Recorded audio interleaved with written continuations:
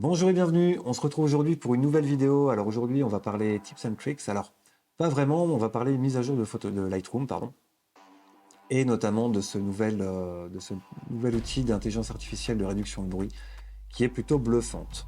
Alors, petit jingle et on se revoit juste après.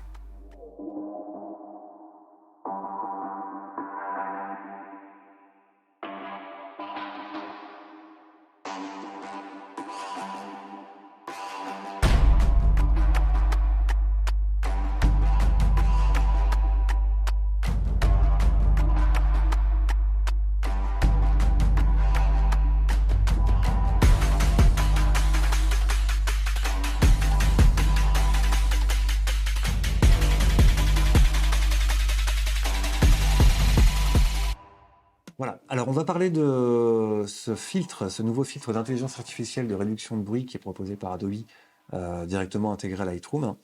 L'outil est incroyable, il faut être réaliste. Alors, j'ai déjà vu une évolution absolument folle entre les réflexes. J'ai travaillé pendant des années avec un D800, un D810. Là, je suis passé timidement sur un petit Z6 il n'y a pas longtemps pour avoir un appareil un petit peu plus compact. Et j'ai vraiment été bluffé de ces boîtiers hybrides, et notamment au niveau de la montée en sensibilité ISO, qui est absolument dingue. On monte à les 51 000 ISO, il n'y a quasiment rien. Il faut arrêter de. Voilà, il faut vraiment arriver dans des conditions extrêmement, extrêmement extrêmes pour vraiment avoir le grain qu'on pouvait récupérer sur les vieux réflexes, quoi, en fait, tout ça, enfin les vieux, sur les derniers réflexes. Voilà. Allez, sans plus attendre, on y va.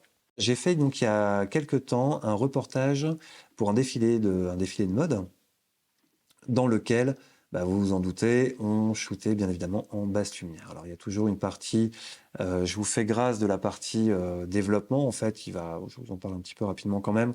Je vais déjà mettre des couleurs sur mes images, notamment pour les backstage et les photos de défilé ou les autres types d'images. Et ensuite, pareil, une notation un petit peu comme d'habitude. Alors, on va regarder ici. J'avais pris un modèle avec moi et nous sommes partis euh, faire quelques photos. On était à la Chambre des commerces de Lille et donc on est parti faire quelques photos, ce qui m'a permis de tester justement cet outil de réduction de bruit. Alors j'ai choisi cette image-là. Donc dans la partie développement, alors on va d'abord aller voir les informations de cette image dans les métadonnées. On est donc sur un fichier RAW, bien évidemment, de 24 millions de pixels. Et ce qui nous intéresse ici, c'est la sensibilité. On est à 36 000 ISO. Alors on voit, je vais l'emmener dans la partie développement tout de suite, on va zoomer un petit peu.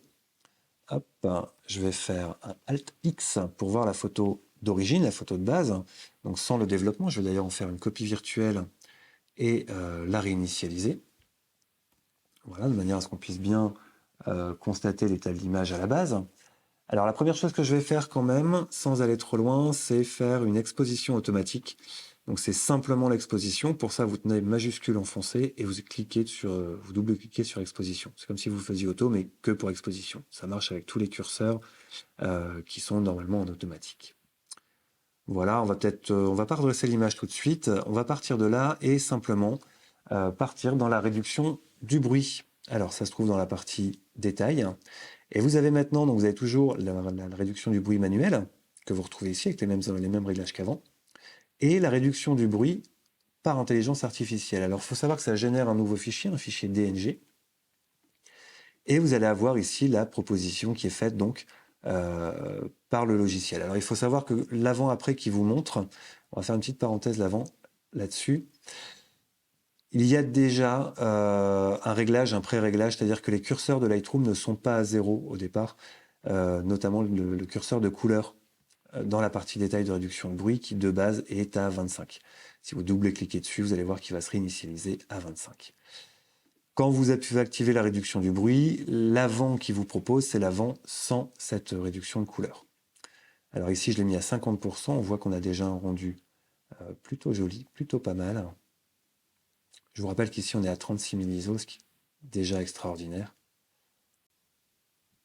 Et voilà la version qu'il nous propose, qui est donc une version avec réduction du bruit. On voit qu'on a ici effectivement quelque chose d'assez fou entre la photo qu'on lui a proposée, hop, on va les zoomer toutes les deux ici, hop, et le rendu que l'on obtient. Encore une fois, c'est un outil d'intelligence artificielle vraiment vraiment incroyable. Alors là, ici, on a fait un test, donc réduction du bruit à 50%. Il faut tester un petit peu ce curseur et effectivement voir un peu ce qu'il propose au niveau de la sensibilité qui est de base à traiter. Mais comme on peut le voir là, on a quand même un rendu qui est plutôt extraordinaire. Et effectivement, ça devient vraiment de la folie furieuse. Quand on arrive à des rendus, donc il faut savoir qu'ici, on est zoomé, hein, on est à 100%. Voilà, on a un rendu qui est tout à fait correct. Retravailler derrière une image comme ça va être relativement simple, hein. Ici, si je la prends dans la partie développement, on va effectuer une transformation, voir ce qu'il nous propose en automatique. Ça passe déjà très bien. On va pouvoir faire une petite mise à niveau automatique. Qu'est-ce qu'il nous propose en balance des blancs automatique? Ça passe, c'est un peu vert, mais c'est correct. On va récupérer dans les ombres. Réaugmenter un petit peu le contraste et l'exposition. On va jouer nous-mêmes sur la balance des blancs. Hop, ce sera beaucoup plus joli. On va maintenant rapidement, alors j'essaie de vous faire un petit développement rapide quand même.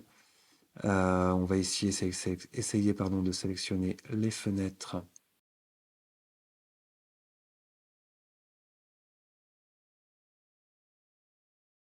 Voilà, et on va encore ajouter un objet, cette fois un peu plus petit. Alors vous voyez ici, je me sers de l'objet, de la sélection d'objets pour venir sélectionner en fait des arrière-plans tout simplement. Ce qui va me permettre de baisser un petit peu l'exposition. Et également, on va jouer un peu sur les hautes lumières et sur la température de couleur pour harmoniser un petit peu le tout. Hop, on va voir qu'ici on va pouvoir baisser encore un petit peu l'exposition de l'arrière-plan. Donc voilà, pour notre image, on va peut-être pouvoir encore déboucher un petit peu et rééclaircir un petit peu plus. Hop.